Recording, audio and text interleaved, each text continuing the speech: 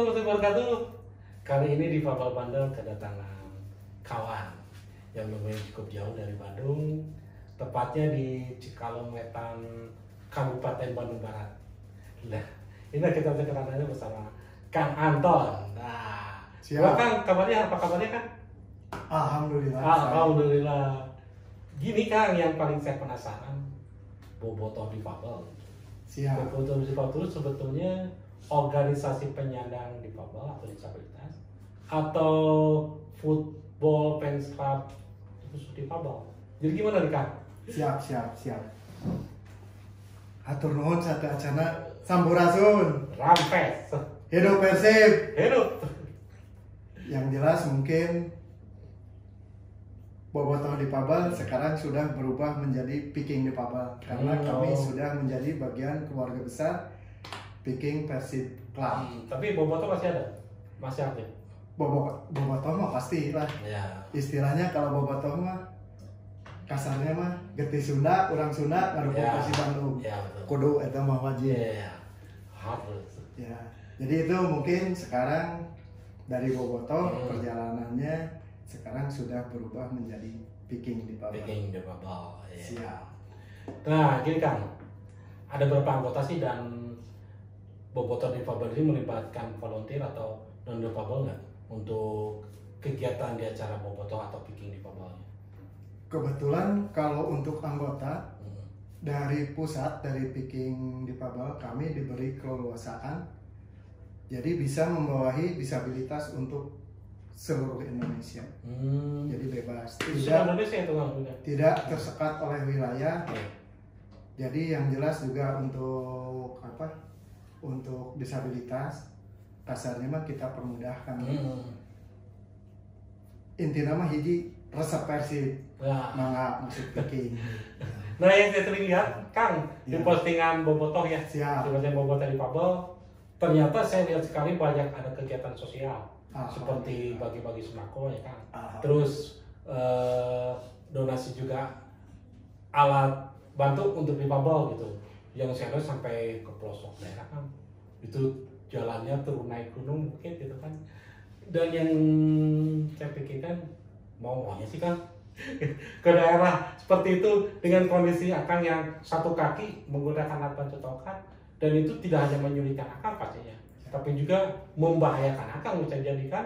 Dan yang saya pikirkan kenapa nggak di tempat yang nyaman aja Kang cara bagi-baginya, gimana Kang? Jadi mungkin begini ya, karena keprihatinan untuk disabilitas itu, karena disabilitas itu atau kita lebih nyamannya difabel lah ya. Difabel itu tidak hanya di kota, ternyata di daerah itu banyak dan mereka tidak mengerti kudu kemana ya kasarnya mah. Nah dari situ karena dari dulu juga kita sudah sering berbagi dari awal juga. Mungkin yang perlu diketahui saya dulu bukan difabel. Saya tabrakan 2007. Alhamdulillah saya diamputi kaki dan setelah itu saya belajar mendalami untuk difabel ini.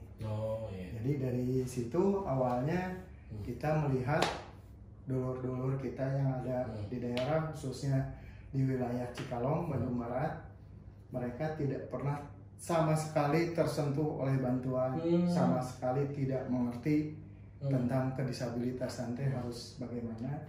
Nah dari situlah kita mulai membuat satu event mengumpulkan disabilitas, silaturahmi, kumpul silaturahmi, ngopi bareng. Mungkin di situ kita memberikan sedikit bantuan. Dari ngopi-ngopi kumpul bareng ya Kang. Nah kalau nggak nih biasanya anggaran tersebut dari mana Kang? Anggarannya kami sudah terbiasa udunan kan. Cekasar mah barudak Persib mah the power of udunan gitu kan. Nah, kalau boleh milih Kang ya. Kalau misalkan boleh milih anggaran yang pengen Kang Anton dapatkan itu dari pemerintahan atau dari organisasi independen. Biasanya kan kalau pemerintahan birokrasinya kan rumitnya berbelit pisan. Mending gitu kan kalau misalkan dapat realisasinya sekian, ada tangan mana sabara. Gimana tengah? Kalau saya lebih enak seperti biasa saja, udunan saja. Kalau toh pemerintah mau bantu kita juga silakan saja berdonasi tanpa harus ada publikasi. Gitu kan, kasarnya mah kan biarkan difabel itu sendiri berkreasi dengan dana yang ada, biarkan mereka bereksplor, hayang naon, kegiatan naon silahkan. Jadi di situ juga bisa mengedukasi bahwa disabilitas itu lain gering kan. Nah itu kan, sementara ini kan rata-rata kita menganggap disabilitas mah bisa naon sih, cekangnya ya telma cekangnya bisa naon gitu kan. Nah, mungkin itu kan, jadi kalau berbicara akses mah ya kangnya di luar negeri beren yang aksesnya nyaman. Jadi kalau untuk di Cikalong gitu ya kan ya, di negara Cikalong gitu ya, geografis tadi kan ya, perkampungan, akses lah, masih tanah gitu kan gitu. Ya jadi yang saya pikirkan ya hebat juga gitu kan orang-orang seperti Kang Anton dan teman-teman di KBB gitu kan, mau-maunya gitu kan sampai ke masuk ke perkampungan gitu kan, itu dengan kondisi yang ya tahu sendirilah gitu kan, namanya di Papua pasti banyak hambatannya ya. Nah gitu. Terus sebetulnya bagaimana sih respon dari pemerintah daerah KBB dan juga masyarakat umum tentang difabel ini? Kalau untuk respon ya, kemungkinan sih mulai ada kan ya respon dari pemerintahan, dan juga diharapkan mungkin pemerintah ikut turun. Ya silaturahmi lah, ngopi bareng gitu kan, biar mereka itu mengerti dasar-dasar tentang kedisabilitasan. Jadi jangan langsung ada acaranya bagi sembako. Nah kita teh lain. Bukan itu yang diharapkan ya kan ya. Bukan hanya datang diberi makan gitu kan. Tidak seperti itulah. Yang jelas mungkin kita bersilaturahmi, nanti dari situ juga timbul ide-ide, nanti bisa diagendakan acaranya bakal seperti apa. Mungkin itu ya. Kalau masalah untuk lain-lainnya ku ngobrol lah, silaturahmi itu mah bisa kecapai oke gitu kan. KBB itu kan boleh dikatakan daerah ya kayaknya, daerah bukan seperti di Bandung gitu, di kota gitu. Kalau menurut Kang Anton ya, informasi tentang difabel yang di kota nyampe nggak sih ke KBB? Sedikit mungkin ya, karena sedikit kan? Sedikit ya. Jadi berarti Kang Anton yang ditanya kan yang tahu. Kenapa dibilang minim? Karena setahu saya setiap ada kegiatan disabilitas itu jarang ada gebiar, tidak pernah seperti event-event lain lah. Kasarnya mah ada event, misalkan ada pentas musik, sampai ke spanduk di mana-mana, publikasinya di radio, di televisi. Kalau untuk disabilitas atau difabel itu gitu kan, bahkan di difabel sorangannya dari difabelnya sendiri juga tidak atau jarang berbagi info. Kasarnya gini, saya teh nyaho bahwa akan ada event di sini, dan mengajak dari batur isi teka bagian dari kuota gitu kan ya. Kan rata-rata kegiatan atau event difabel itu di kuota, dibatasi. Nah sedangkan untuk jumlah disabilitas kan kita tahu sendiri lah, sahan ngadatanya, data valid untuk disabilitas itu ada berapa, itu kan belum. Terus juga untuk kedisabilitasan juga rata-rata dari orang tua juga, yaitu banyak yang tidak keluar rumah, banyak yang disembunyikan. Nah itu kan tidak terhitung gitu. Makanya sampai saat ini pun difabel masih banyak yang boleh dikatakan tidak bisa tumbuh maju dan berkembang gitu.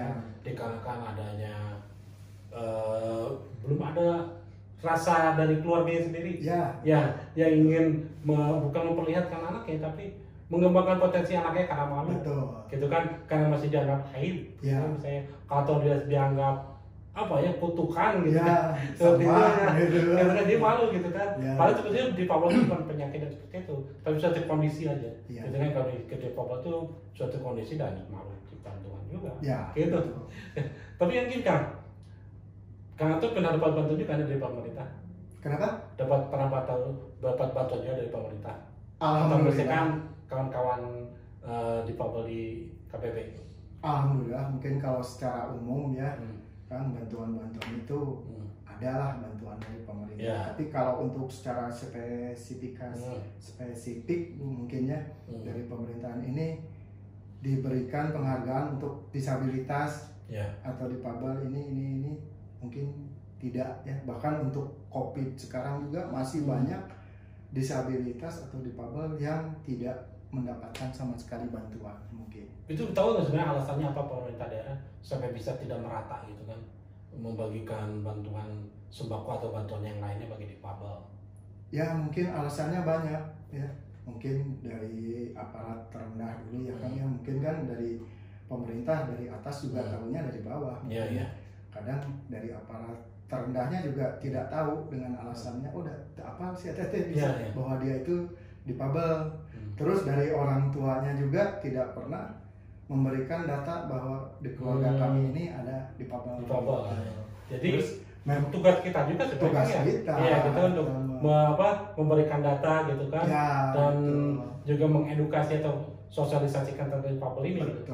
Bukan hanya menunggu pemerintah gitu kan. Kapan yang menunggu pemerintah banyak kan ya? Gitu kan. Susah banget gitu kan, karena aturan-aturannya. Ya urusan pemerintah mah lupa. Bukan hanya difabel gitu.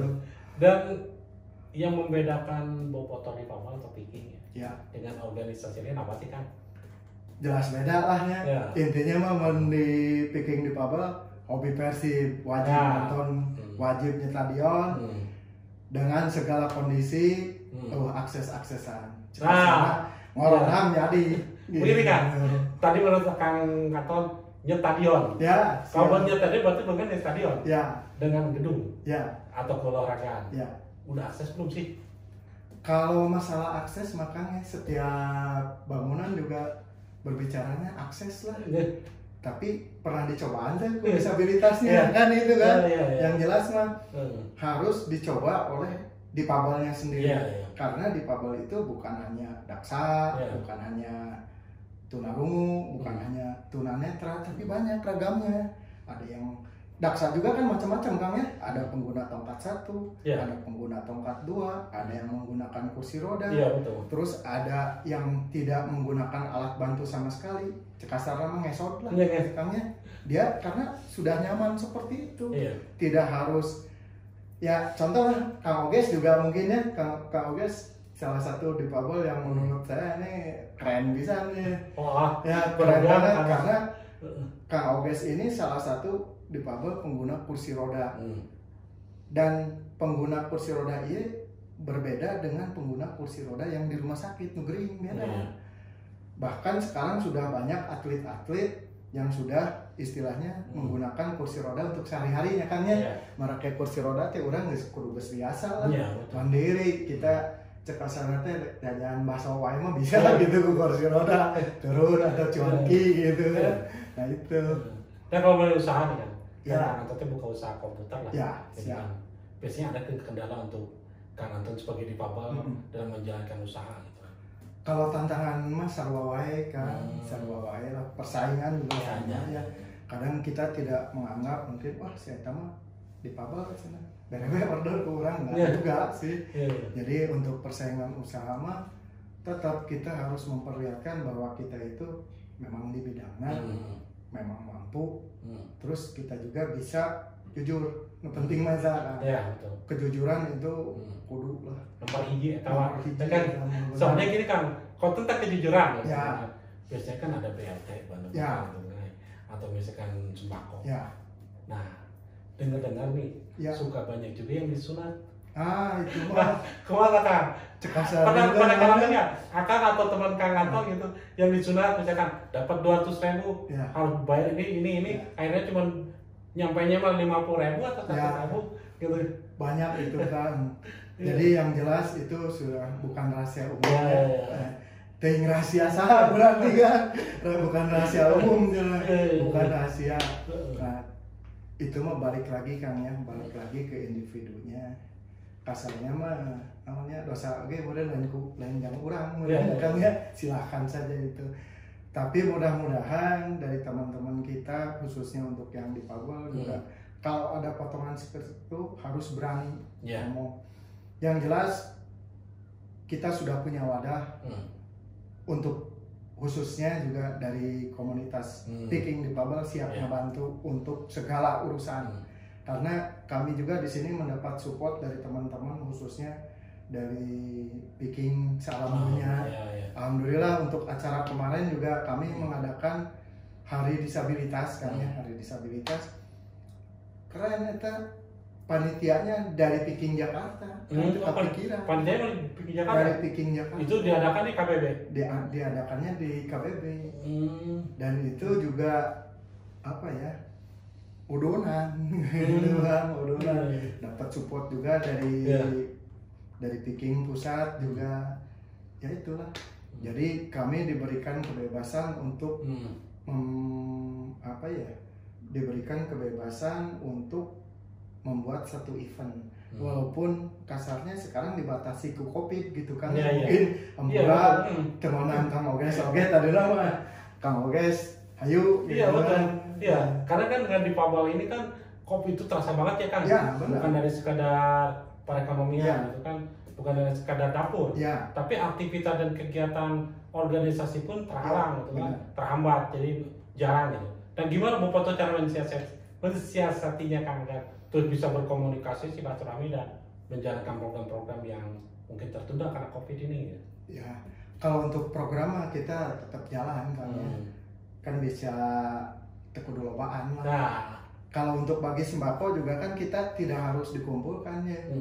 Misalkan kita ingin berbagi di satu wilayah, tidak harus dikumpulkan. Kenapa tidak? Kita yang turun ke lapangan untuk membagi door to door gitu. Kita bagikan ke tempat masing-masing toh. Kita juga banyak dulur gitu kan, banyak relawan yang concern untuk membantu difabel gitu kan. Kang, ini kita mau bagi sembako di wilayah ini, bantuan banyak gitu yang membantu gitu kan. Alhamdulillah, kalau secara bantuan sih alhamdulillah ya, pengen support gitu. Tapi kalau dari Persibnya sendiri kan pernah nggak bersinergi atau misalkan mendapatkan support? Kalau dari Persib, alhamdulillah kan untuk urusan stadion juga, untuk masalah tiket juga mungkinnya. Tapi mungkin nanti bisa lebih spesifik lagi. Kita pernah juga dapat jatah nonton dari PT PBB diundang resmi untuk 15 orang nonton Persib.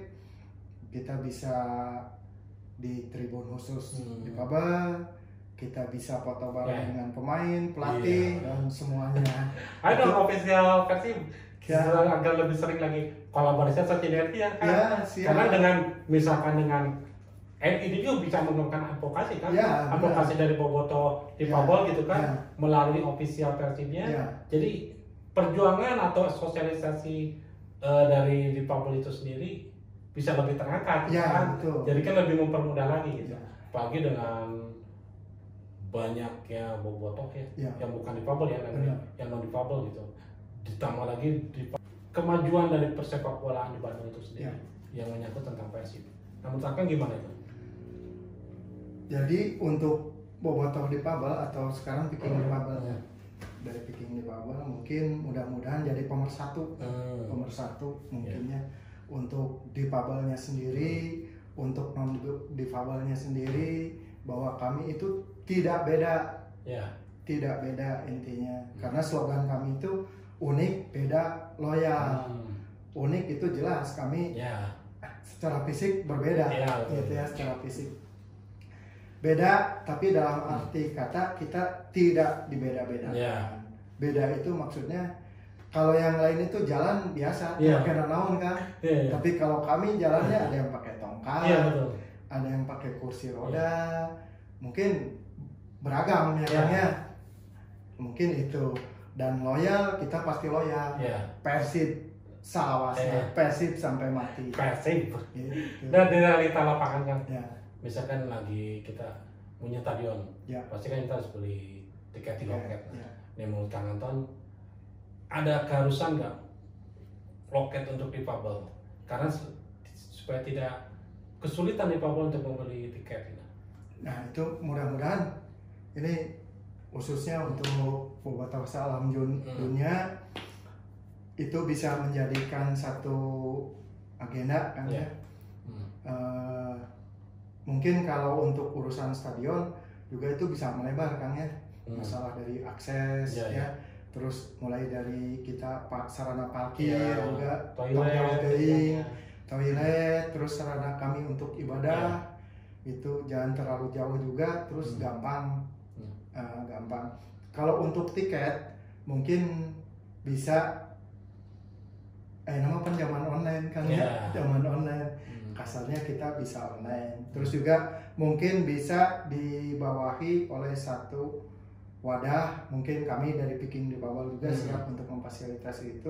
Jadi nanti tiket bisa turun di Picking di Bubble, nanti tinggal kami yang mendistribusikan. Betul. Nah, terakhir kan sebenarnya panjang banget yang pengen didiskusi atau bicarakan diobrolan di podcast di Bubble ini. Sekarang gini aja, harapan Kang Anton kepada pemerintah daerah setempatnya di KBB. Apa sih tentang di Bubble ini? Harapannya itu bahwa kami itu jangan dibeda-bedakan, itu harapannya juga. Terus beri kami ruang sebesar-besarnya untuk berkarya. Terus juga beri kami kesempatan seluas-luasnya untuk bekerja. Beri kami kesempatan juga seperti yang lainnya lah. Mudah-mudahan bisa didengar oleh pemerintah daerah tempat ya. Karena ini bukan suatu ingin dieksklusifkan dan juga bukan suatu ibaratnya itu bukan suatu protes kepada pemerintah daerah yang tidak beralasan. Karena ini ada di dalam undang-undangnya juga gitu. Dan juga ini merupakan tanggung jawab gitu dari pemerintah daerah setempat untuk memberikan kesamaan kesempatan untuk dalam segala aspek. Gitu kan, Kang ya. Jadi menurut Akang tuh yang paling utama sekarang di KBB untuk di Bubble, apa yang harus dibangun, infrastruktur atau apa dulu nih yang harus benar-benar untuk membuat di Bubble itu sendiri bisa dengan mengasah potensinya dengan lebih baik, lebih mudah. Mungkin awal-lama silaturahmi kan. Silaturahmi mungkin nanti di situ bisa terbangun harus seperti apa sih langkah ke depannya. Karena menurut kami itu kalau langsung berbicara satu event juga untuk di Bubble itu tanggung jawab bersama, bukan hanya pemerintah saja. Gitu ya. Kalau titik beratnya ke pemerintah juga pemerintah kayak loba urusan gitu kan. Tapi tanggung jawab seluruhnya tong sieun di.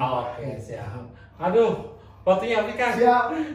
Mudah-mudahan kita bisa silaturahmi lagi dan menyambung obrolan kita yang seru ya. Siap. Terima kasih banyak kepada Fandi Bubble yang setiap pantengin di Bubble Bandel ini. Terima kasih kepada Kang Anton dari Bobotoh dan Picking di Bubble. Semoga kita terus akan melanjutkan perjuangan ini ya sampai darah penghabisan. Siap.